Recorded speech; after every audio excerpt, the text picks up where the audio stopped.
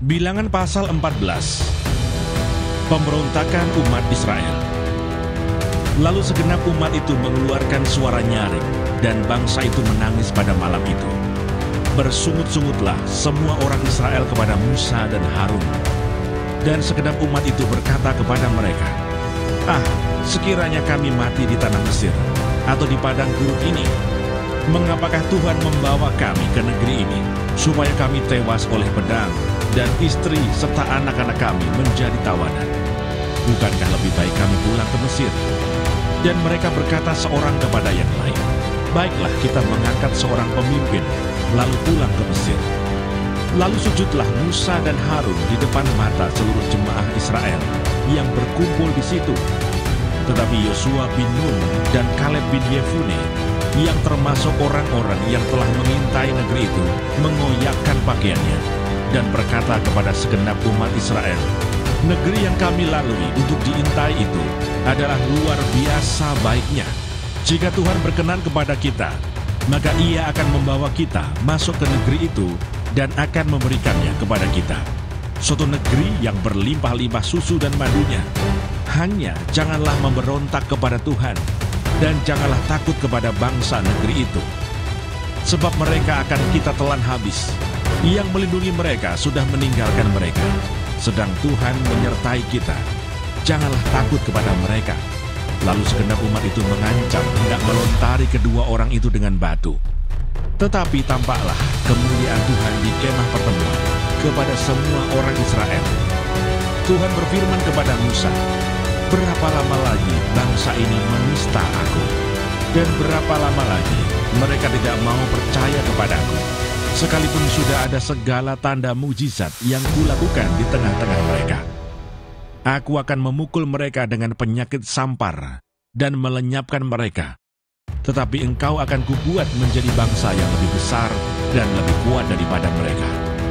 Lalu berkatalah Musa kepada Tuhan, "Jikalau hal itu kedengaran kepada orang Mesir, padahal engkau telah menuntun bangsa ini dengan kekuatanmu dari tengah-tengah mereka, mereka akan bercerita kepada penduduk negeri ini yang telah mendengar bahwa engkau, Tuhan, ada di tengah-tengah bangsa ini, dan bahwa engkau, Tuhan, menampakkan dirimu kepada mereka dengan berhadapan muka, waktu awanmu berdiri di atas mereka, dan waktu engkau berjalan mendahului mereka di dalam tiang awan pada waktu siang, dan di dalam tiang api pada waktu malam.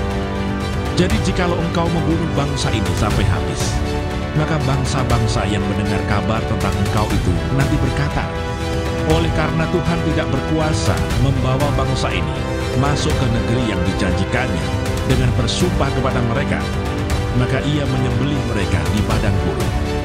Jadi sekarang biarlah kiranya kekuatan Tuhan itu nyata kebesarannya, seperti yang kau firmankan. Tuhan itu berpanjangan, sabar, dan kasih setianya berlimpah-limpah. Ia mengampuni kesalahan dan pelanggaran, tetapi sekali-kali tidak membebaskan orang yang bersalah dari hukuman. Bahkan Ia membalaskan kesalahan bapa kepada anak-anaknya, kepada keturunan yang ketiga dan keempat. Ampunilah kiranya kesalahan bangsa ini sesuai dengan kebesaran kasih setiamu, seperti Engkau telah mengampuni bangsa ini mulai dari Mesir sampai kemari. Berfirmanlah Tuhan, Aku mengampuninya sesuai dengan permintaanmu. Hanya demi Aku yang hidup dan kemuliaan Tuhan memenuhi seluruh bumi.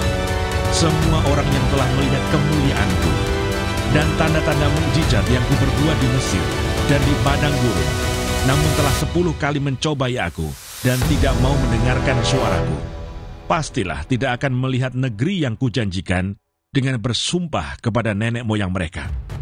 Semua yang menista Aku ini tidak akan melihatnya. Tetapi hamba-Ku Kaleb, karena lain jiwa yang ada padanya, dan ia mengikut Aku dengan sepenuhnya, akan Kubawa masuk ke negeri yang telah dimasukinya itu, dan keturunannya akan memilikinya. Orang Amalek dan orang Kanaan diam di lembah.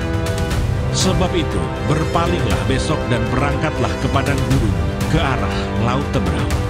Lagi berfirmanlah Tuhan kepada Musa dan Harun, berapa lama lagi umat yang jahat ini akan bersungut-sungut kepadaku? Segala sesuatu yang disungut-sungutkan orang Israel kepadaku telah kudengar. Katakanlah kepada mereka, Demi aku yang hidup, demikianlah firman Tuhan, bahwasanya seperti yang kamu katakan di hadapanku, demikianlah akan kulakukan kepadamu.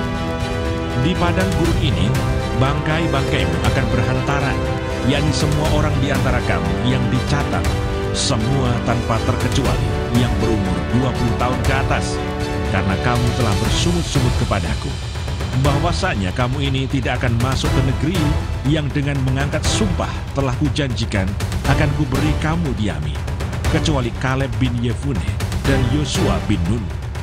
Tentang anak-anakmu yang telah kamu katakan, mereka akan menjadi tawanan, merekalah yang akan kubawa masuk, supaya mereka mengenal negeri yang telah kamu hinakan itu.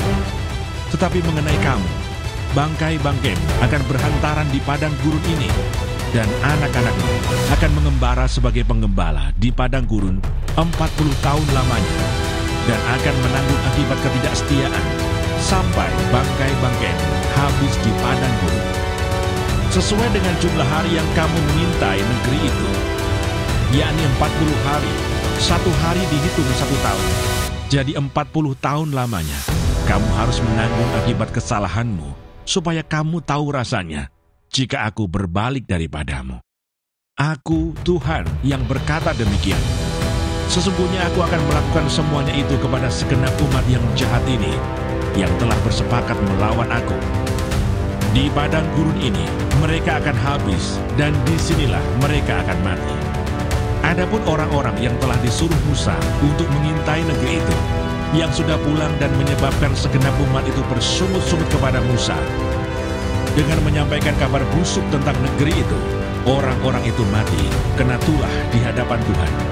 Tetapi yang tinggal hidup dari orang-orang yang telah pergi mengintai negeri itu, hanyalah Yosua bin Nun dan Kaleb bin Yefune. Serangan ke bagian selatan gagal. Setelah Musa menyampaikan perkataan ini kepada semua orang Israel, maka berkabunglah bangsa itu dengan sangat. Dan keesokan harinya, bangunlah mereka pagi-pagi hendak naik ke puncak gunung sambil berkata, "Sekarang kita hendak maju ke negeri yang difirmankan Tuhan itu. Memang kita telah berbuat dosa." Tetapi kata Musa, "Mengapakah kamu hendak melanggar titah Tuhan? Hal itu tidak akan berhasil.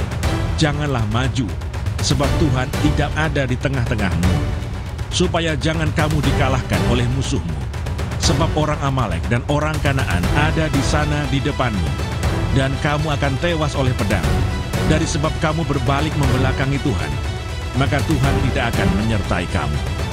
Meskipun demikian, mereka nekat naik ke puncak gunung itu. Tetapi tabut perjanjian Tuhan dan Musa juga tidaklah meninggalkan tempat perkemahan. Lalu turunlah orang Amalek dan orang Kanaan yang mendiami pegunungan itu dan menyerang mereka. Kemudian orang-orang itu mencerai-beraikan mereka sampai ke Horma.